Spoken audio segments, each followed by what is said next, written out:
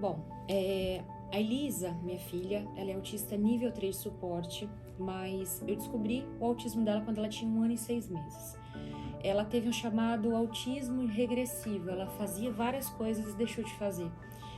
Foi um grande luto, mas eu entendi que era um momento de eu intervir, de eu fazer algo por ela, que eu não podia ficar estacionada naquilo.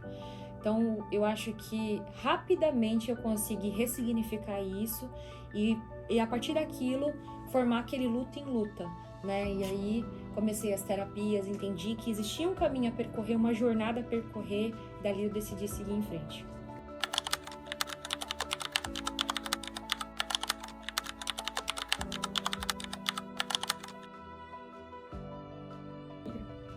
Sim, o Jornada, ele tem o nome Jornada do Autismo, ele fala sobre minha jornada. Por quê? Como mãe de autista, eu conheci pseudociência, conheci profissionais que fizeram com que a gente perdesse tempo, com que a gente trilhasse uma jornada muito mais conflituosa para o tratamento, para o desenvolvimento da minha filha, que aquilo foi tão significativo para mim que eu quis mudar outras histórias.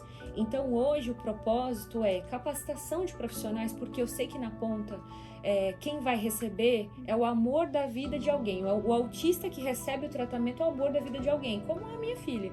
Então, eu sei que o profissional que vai ser capacitado, ele tem esse propósito de ser muito bem formado para atender aquela criança. Eu sei que os pais, eles precisam cada vez mais de informação para bater de frente realmente com os profissionais para ajudar no tratamento.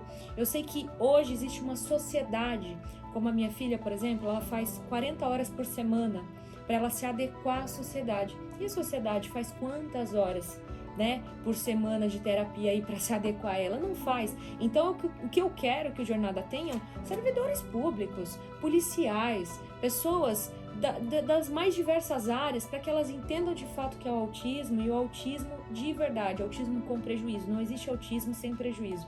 O autismo, ele é um transtorno do neurodesenvolvimento, e ele vem dessa palavra transtorno porque existe prejuízo. Então eu quero que as pessoas entendam, sem romantizar o autismo, que precisa ser muito bem capaz para tratar uma criança, que os pais precisam de informação para não serem passados para trás e para seguirem uma jornada que vai ser a que vai tornar aquela criança cada vez mais autônoma, cada vez mais feliz e cada vez mais evoluída.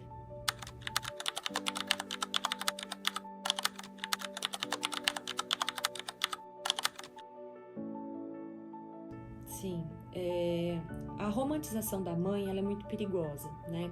Hoje o que acontece? Nós temos mães adoecidas. Mães adoecidas por quê?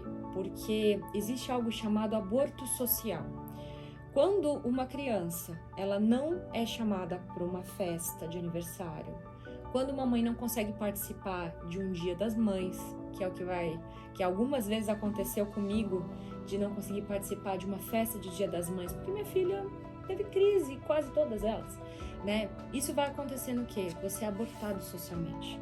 Você não pertence mais à sociedade. E esse aborto social, aí o que a sociedade fala dessa mãe? Nossa, que mãe especial. Você é uma mãe especial. Só que essa mãe, ela não é nada de especial, ela é tão igual às outras mães. E o que ela quer? Ser e estar nesses mesmos ambientes. Ela quer ser uma mãe banal, ela quer ser uma mãe como qualquer outra, sabe? Fazer as coisas que toda mãe faz. Ela tem os mesmos sonhos, inclusive. E aí, quando você fala que uma mãe é especial, você dá a ela superpoderes para você não ser uma rede de apoio, porque essa mãe aguenta sozinha. Então, o papel da sociedade em si, eu gostaria que todo evento, todo congresso, que a televisão falasse, que os profissionais falassem, é o quê? Que essas mães, elas precisam de um olhar, não um olhar de superpoder, um olhar piedoso. Elas precisam de ferramentas para que elas possam continuar a viver, para que as pessoas entendam que elas continuam sendo mulheres, que elas continuam trabalhando, que elas continuam tendo sonhos. Então essas mães, elas precisam darem mais acesso ao autismo de verdade, né? Então assim, que a sociedade fale sobre o autismo de verdade, com os prejuízos, e fale sobre os prejuízos que essas famílias têm, o adoecimento dessas famílias, e comece a dar a ferramenta também para essa família se integrar novamente à sociedade.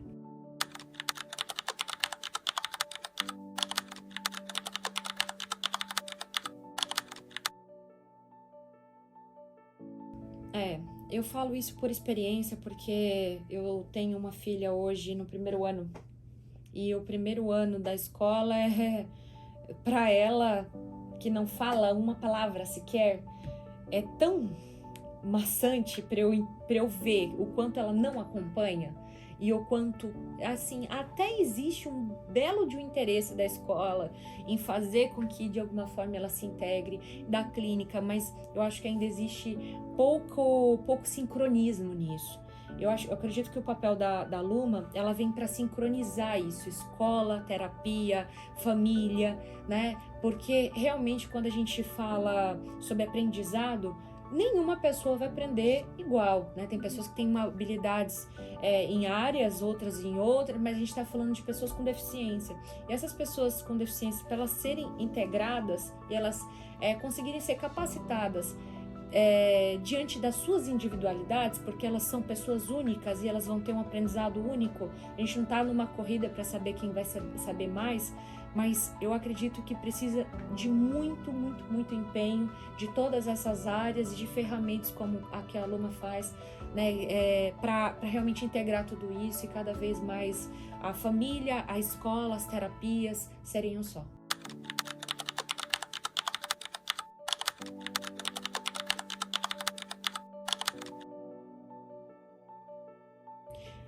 A gente tem até um bordão que fala: sua jornada jamais será a mesma. Eu acho que ontem mesmo eu estava falando sobre isso com a minha equipe, que eu não quero que seja um evento só realmente para capacitar. Isso a gente tem um corpo ali de profissionais, de palestrantes que são os maiores do Brasil e do mundo, mas eu quero que seja algo que as pessoas cresçam como pessoas. O crescimento como pessoa, sabe? E é isso que a gente teve de experiência passada e a gente está trazendo, e é o nosso propósito. Se eu não conseguir levar um crescimento pessoal para cada um que estiver lá, da pessoa falar assim: nossa, hoje eu aprendi isso aqui, eu vou levar para minha vida. Eu não quero que leve só para o currículo, eu quero que leve para a vida. Eu saio de lá sem ter cumprido meu propósito. Então, esse é o papel do Jornada.